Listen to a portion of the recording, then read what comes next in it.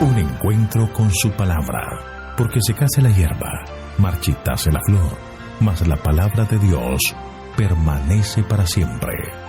Con ustedes, el doctor José Ricardo Arias Quintero.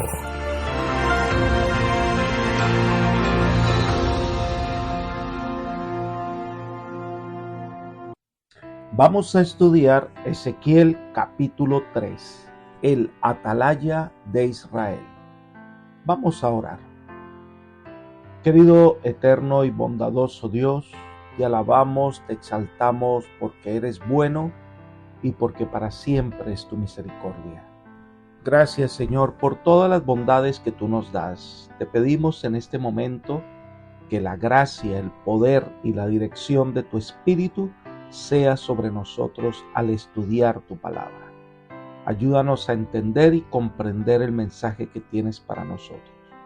Gracias por responder a esta oración, pues lo pedimos en los méritos de Cristo Jesús. Amén.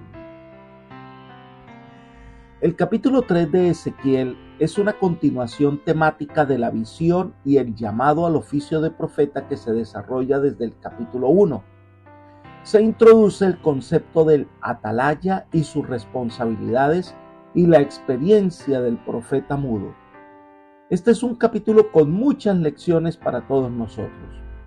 En la primera parte del capítulo, al parecer el Señor debe insistirle al profeta que se coma el rollo que le ha mostrado donde está el mensaje de Dios a los exiliados de Judá. Leamos los versículos 1 al 3. Entonces me dijo: oh hijo de hombre, come lo que has encontrado, come este rollo y ve, habla a la casa de Israel. Abrí mi boca y me dio a comer ese rollo. Luego me dijo: oh hijo de hombre, alimenta tu vientre y llena tu estómago con este rollo que yo te doy. Lo comí y fue en mi boca dulce como la miel. Las lecciones que deseaba enseñar exigía ser ilustrada en forma dramática. En primer lugar, el profeta no debía escoger su propio mensaje. Su comida debía ser hacer la voluntad de Dios. Esto nos recuerda las palabras de Jesús, que junto al pozo, al hablar con la mujer samaritana, los discípulos le traían comida, y Jesús dijo, Juan 4:34, Jesús les dijo: mi comida es que haga la voluntad del que me envió y que acabe su obra. Otra lección que todos nosotros debemos aprender es que debemos asimilar primero la palabra de Dios, debemos comerla, debe convertirse en algo íntimo, ser parte integrante de nuestra vida y del carácter. Entonces este mensaje tendrá un poder especial para ser comunicado a los demás y para que la gente entienda la verdad bíblica. En tercer lugar, el profeta come el rollo, el Señor le ayuda, y cuando lo come es dulce como la miel. Es interesante que esta experiencia la tuvo Jeremías y también la tuvo el profeta Juan cuando escribió el Apocalipsis. Comer la palabra de Dios es dulce.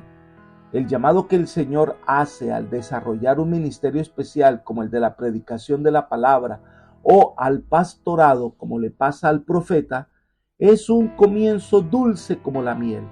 Pero cuando se enfrenta a un pueblo que no quiere escuchar, que es rebelde, entonces tiene su lado amargo. Enfrentarse a las realidades que a pesar de la rebeldía, de la ingratitud, de la necedad de las personas, hay un deber que es inflexible, un deber que cumplir en buscar la salvación de todos. El Señor describe el trabajo que debe hacer el profeta y dónde lo debe hacer y qué es lo que el Señor hará para que el profeta pueda cumplir esta tarea. Esto es lo que trata el capítulo 3 en la sección que va del versículo 4 hasta el versículo 9. Leamos los versículos 4 al 6. Entonces me dijo: oh hijo de hombre, ve y acércate a la casa de Israel y háblales mis palabras, porque no eres enviado a un pueblo de habla misteriosa ni de lengua difícil, sino a la casa de Israel, no a muchos pueblos de habla misteriosa y de lengua difícil, cuyas palabras no entiendes. Si a ellos te enviara, ellos sí te escucharían. El Señor no estaba enviando a Ezequiel a realizar un trabajo en favor de naciones extranjeras que tuviesen otra cultura u otra lengua. No lo está enviando a naciones paganas que están lejos de Dios, pero aclara que si le fuera enviado allí, ellos estarían más dispuestos a escuchar que Israel. En primer lugar, su misión era ir a las ovejas perdidas de la casa de Israel. No se trataba que las otras naciones estuvieran fuera del alcance de la salvación, sino que el propósito de Dios era hacer de Israel el núcleo espiritual y la fuerza evangelizadora. Por medio de su pueblo escogido, Dios deseaba preservar entre los hombres el conocimiento de su ley y extender su reino espiritual. Muchos que no eran israelitas, como Naamán el sirio, la mujer cananea o el centurión romano, estuvieron más dispuestos a obedecer al Señor y reconocerlo como el Señor de sus vidas que los mismos israelitas. Es la gran realidad que vemos a nuestro alrededor. Es más fácil predicarle a alguien que no conoce el mensaje, que cuando lo escucha le es novedoso, lo llega a entender y lo abraza, que predicarle a alguien que conoce, que no es algo nuevo para él, que no se emociona con el nuevo conocimiento. Ese es el trabajo más complicado que podemos tener. Sigamos estudiando los versículos 7 al 9. Pero los de la casa de Israel no te querrán escuchar, porque no me quieren escuchar a mí, pues todos los de la casa de Israel son de gente de frente dura, tienen el corazón empedernido. He aquí yo hago tu rostro tan duro como el rostro de ellos, y hago tu frente tan dura como su frente. Yo hago tu frente como el diamante, que es más duro que el pedernal. Tú no le temerás, ni te atemorizarás ante ellos, porque son una casa rebelde. Dios envió al profeta a las ovejas perdidas de Israel, a la nación a quien el Señor formó para que fuera una bendición para todas las naciones de la tierra. Es un pueblo necio, un pueblo terco, un pueblo rebelde que no quiere oír. Y no hay peor sordo que el que no quiere oír. Y este pueblo no quiere oír el mensaje del Señor. Pero el Señor les quiere salvar, pero ellos no quieren ser salvados.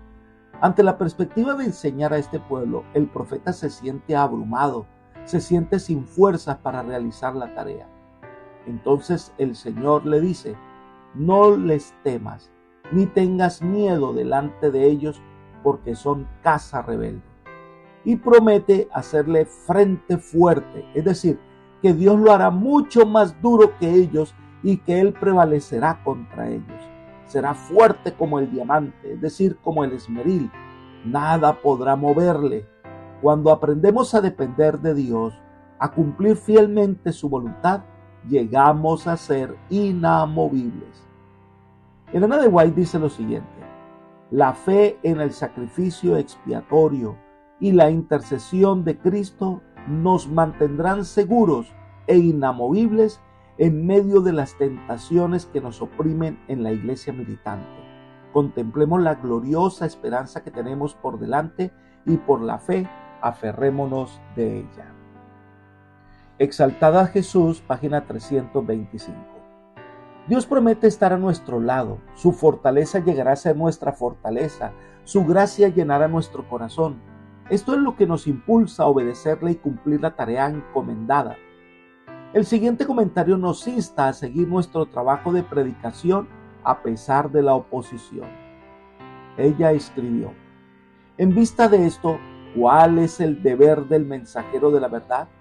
Llegará tal vez a la conclusión de que no se debe predicar la verdad, puesto que a menudo no produce otro efecto que el de empujar a los hombres a burlar o resistir sus exigencias.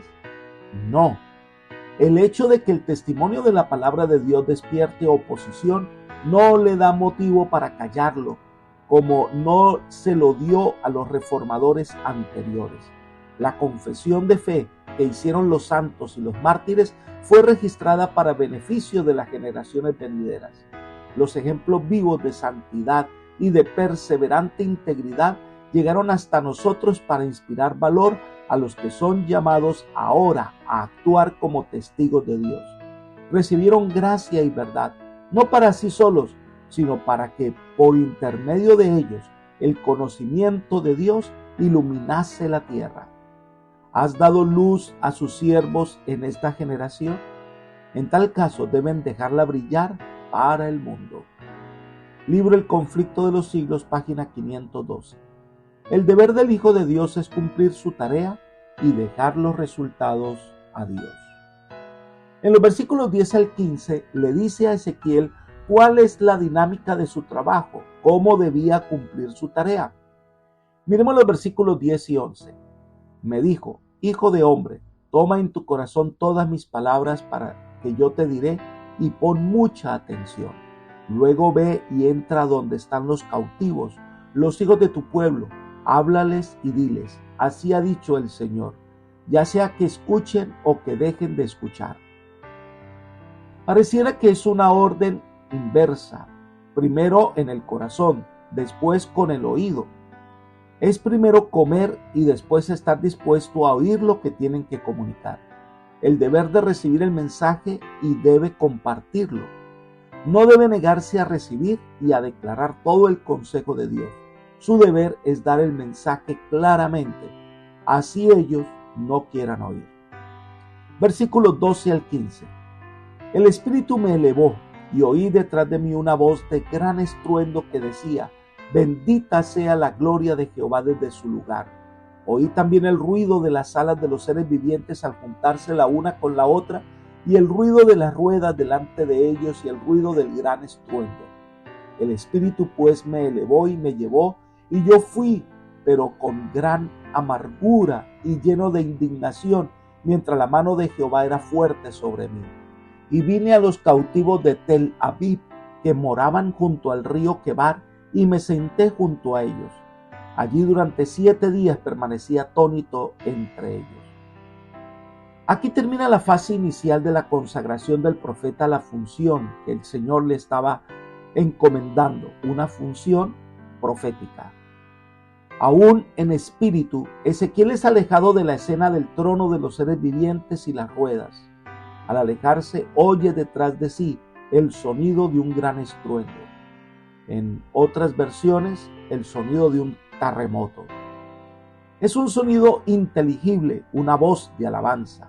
Nada se dice específicamente del origen de este sonido, pero quizás, como en Isaías 6 y en Apocalipsis 4, la alabanza se origina en los seres que rodean el trono de Dios. Pero entonces el profeta dice: yo fui pero con amargura. Entonces Ezequiel experimenta la parte amarga de su llamado. El llamado de Dios, que tan dulce había sido para Ezequiel, al llevarse a la práctica se convirtió en amargura.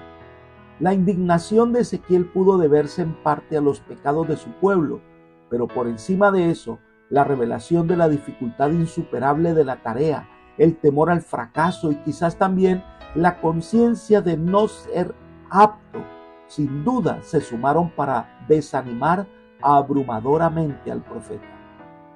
Recordemos lo que ha experimentado el profeta. Tras la invasión de Babilonia, en un comienzo en la deportación que sufrió, era un grupo de 10,000 personas, pero después fue toda la nación la que estaba cautiva al ver la condición de su pueblo, su reacción, sus palabras. Quedó tan abrumado que llegó a donde el Señor lo envió y se quedó atónito sin poder hablar. Dios le había advertido de ese pueblo rebelde que no quería oír. Ahora llega la realidad y se siente entre ellos, escucha sus lamentos, escucha sus maldiciones, escucha sus quejas, pero el profeta pasa 7 días y se siente tan abrumado que no dice nada. A nosotros nos ha pasado en circunstancias similares. Recibimos la invitación de ir y predicar en un lugar. Llegamos y estamos tan nerviosos, nos sentimos tan abrumados que no sabemos qué decir ni cómo comenzar.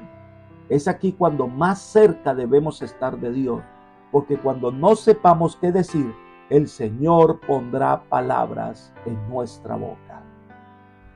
Después de los 7 días, el Señor le sale al encuentro y le habla en tono de una solemne advertencia, indicando que su labor es la de una atalaya enviada a la casa de Israel.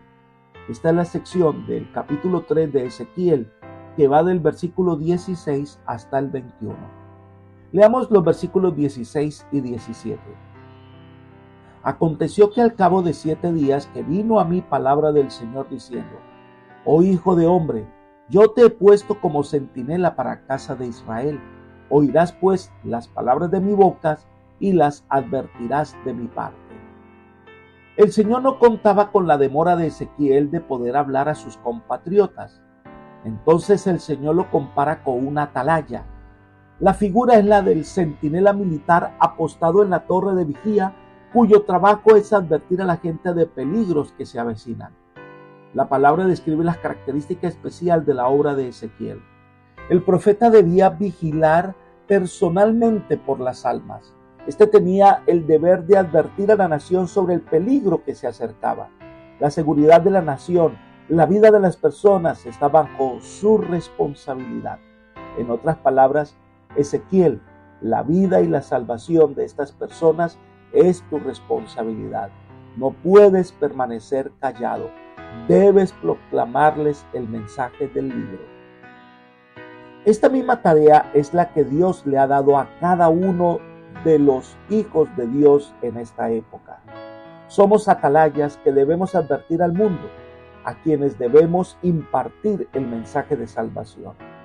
Elena de White dice: muchos de los que han sido colocados sobre las murallas de Sión para observar con ojo de águila la inminencia del peligro y elevar la voz de amonestación, están ellos mismos dormidos. Los mismos que debieron ser los más activos y vigilantes en esta hora de peligro, están descuidando su deber y trayendo sobre sí mismos la sangre de las almas. Hoy a los Testimonios, tomo 2, página 76. Miremos los versículos 18 y 19. Si yo digo al impío, morirás irremisiblemente, y tú no le adviertes, ni le hablas para advertir al impío de su mal camino a fin de que viva, el impío morirá por su pecado, pero yo demandaré su sangre de tu mano. Pero si tú le adviertes al impío y él no se aparta de su impiedad ni de su camino, el impío morirá por su pecado, pero tú habrás librado tu vida. Cuando el atalaya veía el peligro que estaba acercándose, debía tocar la trompeta. Esta es la tarea de Ezequiel. Sin embargo, el Señor plantea varios escenarios. Si las personas van por el camino de la perdición y tú no les amonestas, ellas se perderán, pero tú también te perderás porque no ayudaste a esas personas. Pero si tú las amonestas, si tú les enseñas, si tú constantemente le muestras el camino de vida, pero ellas no quieren escuchar porque Dios le ha dado al hombre la facultad de decidir y ellas deciden no escuchar, se pierden. Pero tú has librado tu alma porque cumpliste fielmente tu deber. Pero si la persona escucha, se arrepiente y se salva, tú también te salvas porque cumpliste tu deber. La responsabilidad del atalaya acaba cuando la advertencia ha sido dada en forma adecuada. Y por supuesto se resalta la responsabilidad individual. Cada persona es libre de tomar sus decisiones, pero lo cierto es que ninguno podrá culpar a Dios, quien ha proporcionado a todos una oportunidad adecuada para responder a la salvación. Muchas veces surge el interrogante: ¿es justo que Dios permita que la salvación de un alma dependa de que otra persona cumpla o no con su deber de dar la advertencia? Debe responderse que Dios es justo, pero que el pecado es sumamente injusto. Dios obra en favor de la salvación de los hombres en una manera que concuerda con su carácter y con los aspectos decisivos del conflicto de los siglos. No emplea la coacción. Esto pone un límite a lo que Dios puede hacer directamente para la salvación de un alma. Pero cuando otros cooperan con Dios en sus esfuerzos por salvar esa alma, inmediatamente se incrementan las influencias que operan sobre la persona y aumenta la responsabilidad de que acepte el plan divino para él. En esta consideración se fundamenta la actividad misionera. Por ejemplo, en un lugar donde no hay presencia de hijos de Dios, Dios quiere llamar a esas personas para salvarlas y da mensajes a través de la naturaleza, mensajes de vida, por la experiencia, por la conciencia de ellas, reciben algo del mensaje de Dios. Pero cuando llega un misionero a ese lugar a impartirles el mensaje de vida, las posibilidades de conocer el mensaje de salvación y aceptarlo aumentan. La iglesia tiene una tarea especial que no puede delegar en otros. Todos debemos ser fieles en comunicar el mensaje de vida a otros. El Señor nos ha puesto como centinelas de salvación. Debemos cumplir nuestra tarea. No debemos callar y sentarnos con los demás y no decir nada. Debemos guiar a las personas a la salvación. Otro escenario se presenta en los versículos 20 y 21. Leamos. Y si algún justo se aparta de su justicia y hace maldad, y yo pongo tropiezo delante de él, él morirá, porque tú no le advertiste, morirá por su pecado. Sus obras de justicia que habían hecho no les serán tomadas en cuenta, y su sangre demandaré de tu mano. Pero si tú adviertes al justo para que no peque, y no peca, ciertamente vivirá por haber aceptado la advertencia, y tú mismo te habrás librado. La tarea del atalaya es advertir incluso a aquel que se considera justo. Puede ser que un hombre justo esté yendo por el camino equivocado. En algún momento Dios interviene. Dios le pone un tropiezo, es decir, la persona enfrenta una situación que la hace pensar. Y si no aprovechamos ese momento para dar el mensaje de vida, ella se perderá. A pesar de las obras buenas que haga, porque la salvación no es sumar y restar, es entregar al Dios eterno. Pero como no le advertiste, se perderá con ella. Dios nos ha dado a todos la tarea de amonestar a las personas con amor y guiarlas y mostrarles el camino de vida. No podemos permanecer callados cuando las personas se pierden. Debemos proclamar el mensaje de vida. Si les advertimos, ellas escucharán y pueden tener la oportunidad de tomar la decisión. Su decisión marcará su salvación o perdición. En la última parte del capítulo hay una revelación especial que Dios da al profeta, el mudo que habla. Versículos 22 hasta el 27. Leamos los versículos 22 y 23. Entonces vino allí sobre mí la mano del Señor y me dijo, levántate, vete al valle y allí hablaré contigo. Me levanté y fui al valle, y he aquí que se había detenido allí la gloria del Señor como la gloria que yo había visto junto al río Quebar. Y me postré sobre mi rostro. Es evidente que lo que Ezequiel había oído lo colmó de una abrumadora sensación de la gravedad de su responsabilidad. El profeta recibió una revelación de la gloria de Dios como la que recibió al principio. Humilde reconoce su incapacidad. La gran manifestación de la gloria de Dios que lo había inspirado a aceptar su misión, sin duda imbuyó con una renovada certeza. Aceptó la reprensión debida a su silencio. En adelante, Ezequiel aparece como siervo humilde y obediente. Versículos 24 al 27. Entonces entró en mí el Espíritu, me puso sobre mis pies y me habló diciendo, entra y enciérrate en tu casa. Y en cuanto a ti, oh hijo de hombre, he aquí que sobre ti pondrán cuerdas y te atarán con ellas, y no podrás salir entre ellos, y haré que tu lengua se pegue a tu paladar, y quedarás mudo. Así no serás para ellos un hombre que amonesta, porque son una casa rebelde. Pero cuando yo te haya hablado, abriré tu boca y les dirás. Así ha dicho el Señor tu Dios, el que escucha, que escuche, y el que deje de escuchar, que deje de escuchar, porque son una casa rebelde. Entonces Dios le da una orden de volver a casa, de meditar en lo que ha pasado. El profeta sentiría como si estuviera atado, no de manera literal, sino con cuerdas figuradas que representa a la obstinada negativa del pueblo a escuchar. Estar así casi imposible para Ezequiel declarar sus profecías. Es como si se sintiera atado. Ahora experimenta algo tremendo para su vida. Cuando quería hablar, Dios se lo impidió. Él iba a presentarse a Israel, pero no podía hablar. Solo podía hacerlo cuando Dios le daba un mensaje especial para el pueblo. Recordemos que esto fue lo que le pasó a Zacarías, que ante la revelación del ángel no creyó y quedó mudo. Cuando quería hablar no pudo, solo cuando el Señor se lo permitió. De la misma manera, Dios le estaba dando una señal a este pueblo rebelde para que reconociera que Dios le estaba dando un mensaje a través de su mensajero de salvación. Entonces el Señor permitirá que el profeta les hable y el que escuche podrá decidir si acepta o no acepta, porque Israel es un pueblo rebelde. Ezequiel, con esta experiencia, se convertirá en un medio de salvación para el mundo.